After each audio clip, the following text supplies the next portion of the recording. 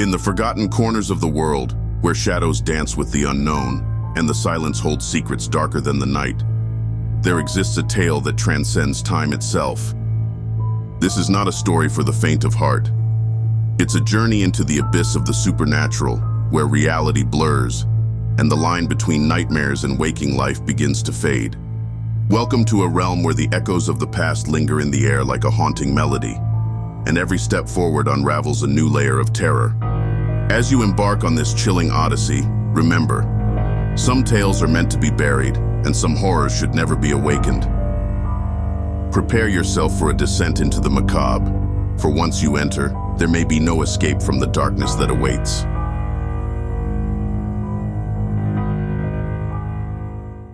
The Haunted Book.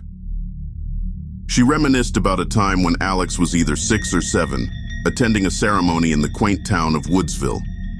Adorned in a black suit, with a black hat that fit quite large for his head, people sat in rows, all donned in the same attire.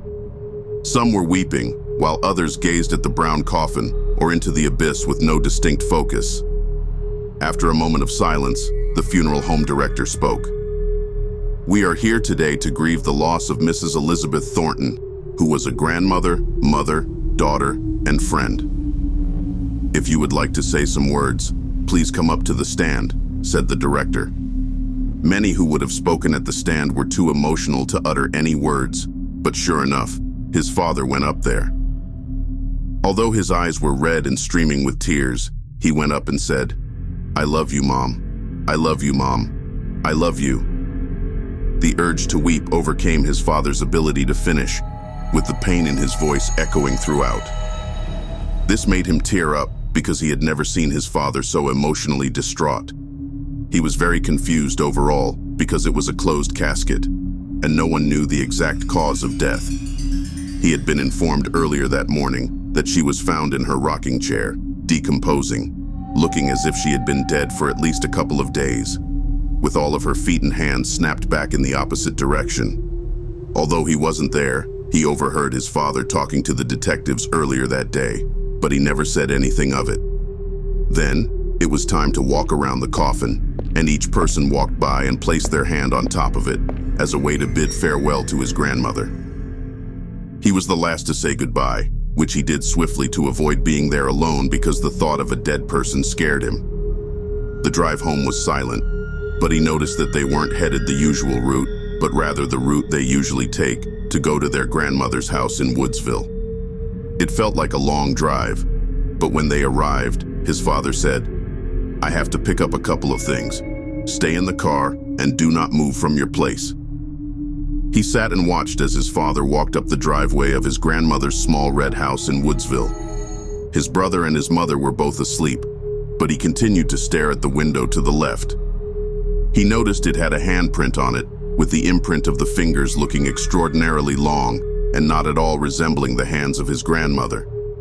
His curiosity had gotten the best of him, and after no sign of his dad, he slowly walked out of the car and made sure to close the door silently behind him. He crept into the house, making sure to calculate each step. He finally got over to the window, and weirdly, there were no fingerprints, or a smudge, or even the smallest speck of dirt. However, he was sure he had seen it and continued staring at it, as if it would slowly appear in front of his eyes. Then, he heard a voice from the basement, which sounded like a familiar voice, calling to him over and over again as if it was urgent. He quickly ran downstairs, hearing every crack in every little step his feet had taken. He opened the door to the basement. He walked forward into the desolate area, which had one light bulb, with a string attached to it, hanging from the ceiling. In the center of the floor, he saw an old book. This book was closed, and on the front, it was written in a language he had never seen. At this point, he had been a fearless kid, but something seemed very off. Something wasn't right, but as curious as he was, he tried moving his hand to open the book. As his hand reached to flip it open, the light started to go dim, and the door to the basement slammed shut. Sitting in front of the book, with his hand frozen in place, hovering over it. He was terrified and felt trembling throughout his body. He couldn't move, and felt like he was glued in place. Being there for what felt like an eternity, he then heard steps coming from the stairs. The steps were slow and deliberate, as if they were disabled in some way, trying to find their footing.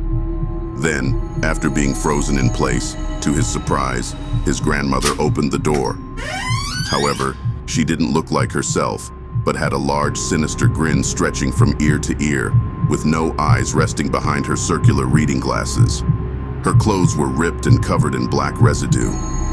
There was a large moment of silence, which was followed by his grandmother saying in a sinister, deep voice, "Grab that book for me, sweet baby." The video.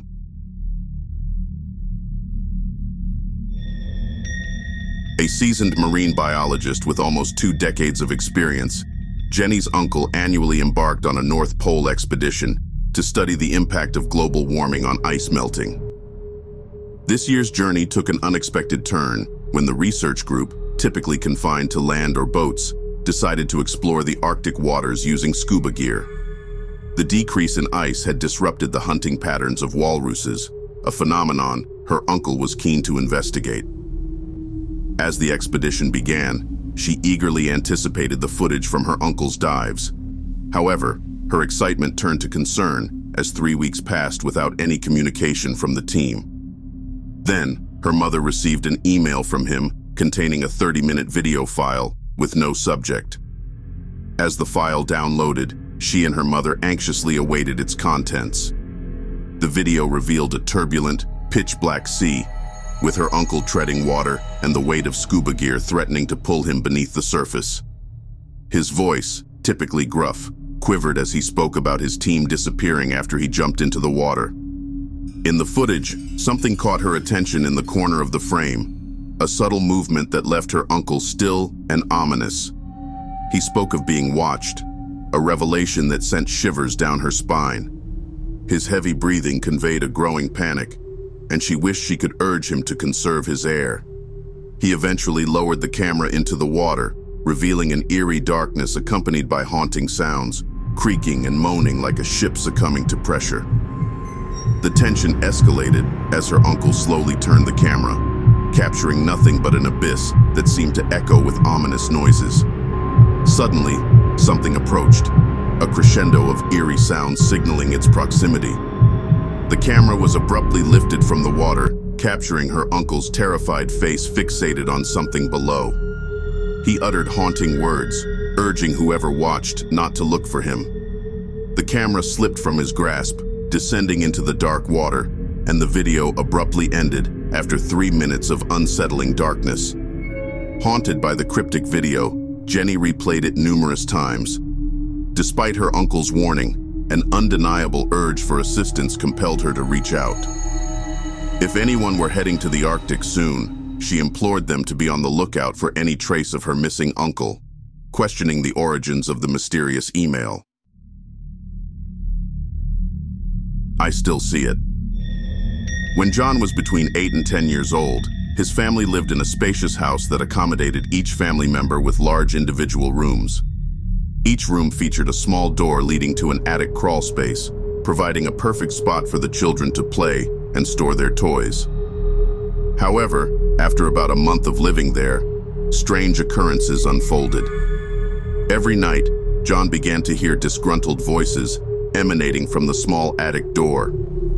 The unsettling sounds escalated with the addition of 3 distinct knocks. Despite being a fearless child, John felt a sense of uneasy. One night, curiosity got the better of him, and he opened the door after hearing the knocks, expecting to find his younger brother wanting to play. However, to his surprise, there was nothing on the other side. Later that night, around 3 to 4 a.m., John heard his bedroom door open. Assuming it was his little brother seeking comfort after a bad dream, he allowed him to sleep in his bed. However, moments later, he realized his little brother was still outside the room, expressing that he had just had a nightmare. Disturbed and frightened, John found every door in his room wide open. Despite recounting the incident to his mother, he wasn't believed, and everything seemed to return to normal when he went back to his room. 3 nights later, the mysterious occurrences escalated. The voices became deeper and louder, and the small attic door, which only John could lock, began to open on its own. A figure emerged, crawling on all fours before standing upright in the room. John, gripped with overwhelming dread, ran out of the room screaming. After this terrifying encounter, he never slept in that room again, and the family eventually moved a month later due to his father's job. Despite the passage of time, John continues to feel a lingering sensation of being watched while sleeping. He occasionally perceives things behind his shoulder and hears unexplained sounds. However, he has learned to ignore these occurrences, carrying the unsettling memories from his childhood. Charred. Fresh out of college, Alex moved into his grandmother's house, becoming her caregiver due to her frail condition. Long, monotonous days were spent by her side, reading and doing crossword puzzles while she watched the same channel daily. One night, tempted by a friend's invitation for a night out, Alex decided to seize the opportunity, leaving his sleeping grandmother to join the festivities. The club experience was exhilarating, and Alex danced away the monotony of his routine. However, upon returning home, he was met with the sight of his grandmother's house engulfed in flames. The chief firefighter informed him that his grandmother likely lit the stove, causing the tragic incident. Devastated, Alex moved into an apartment, but the paranormal occurrences began soon after. Nightly disturbances, including shuffling, thumping, and panic-inducing sounds, haunted Alex. The eerie noises mirrored the way his grandmother walked with her walker. As the occurrences intensified, Alex's anxiety skyrocketed, affecting his daily life. The phenomenon briefly subsided, allowing him to resume a semblance of normalcy with a new job as a book reviewer. However, the paranormal activities returned with a vengeance, escalating into wailing and moaning. The nightmarish sounds led Alex to the hallway outside his bedroom, where he encountered a disturbing smell of burnt flesh. Fleeing to a friend's house, he returned to find his apartment tainted with a manifestation of deep-seated guilt. In a chilling climax, Alex woke up at 2 o'clock to find himself sleepwalking, standing over the stove with an open flame.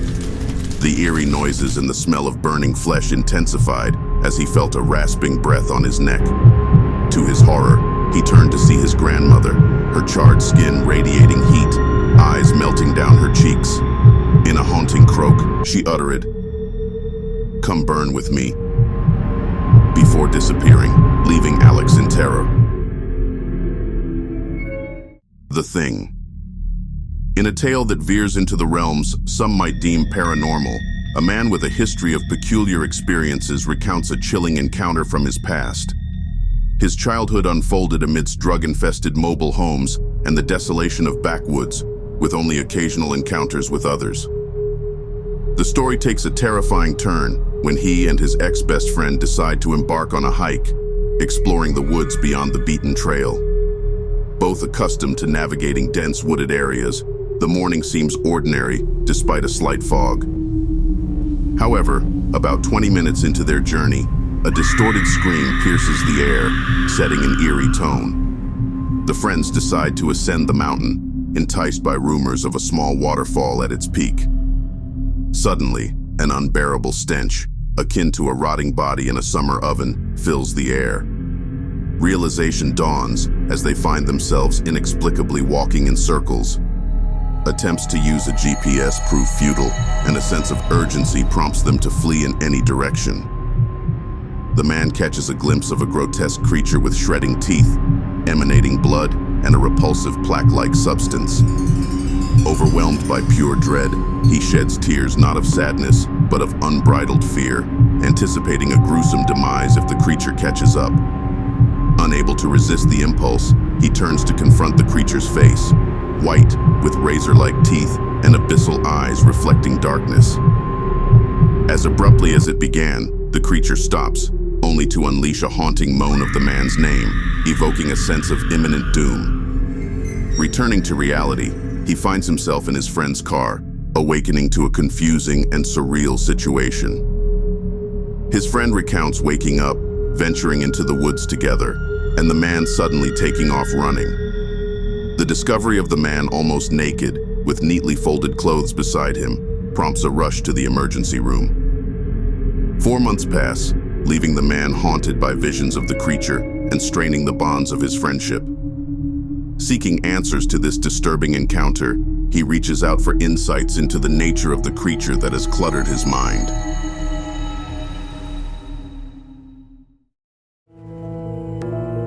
As we close the pages of this tales, the echoes of fear linger in the shadows, a reminder that some nightmares never truly end.